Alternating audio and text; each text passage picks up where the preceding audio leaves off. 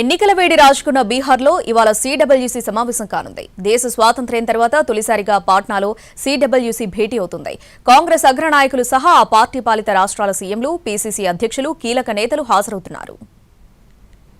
బీహార్ రాజధాని పాట్నాలోని పీసీసీ ప్రధాన కార్యాలయం సదాఖత్ ఆశ్రమంలో ఇవాళ ఉదయం 10 గంటల నుంచి సాయంత్రం వరకు విస్తృత సీడబ్ల్యూసీ సమావేశం జరగనుంది.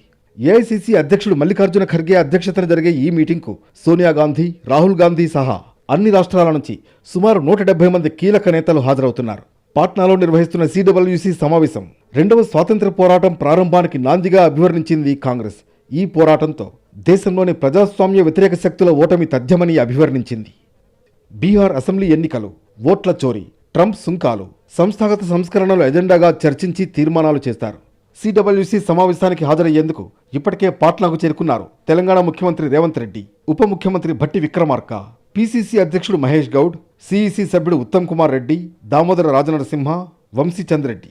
ఆంధ్రప్రదేశ్ నుంచి షర్మిల, రఘువీరారెడ్డి, పల్లం రాజు, గిడుగు రుద్రరాజు, కొప్పులరాజు హాజరవుతున్నారు. రాబోయే బీహార్ అసెంబ్లీ ఎన్నికలకు ఈ సమావేశాలు కార్యకర్తలకు ఉత్తేజాన్నిస్తాయని పార్టీ నేతలు భావిస్తున్నారు.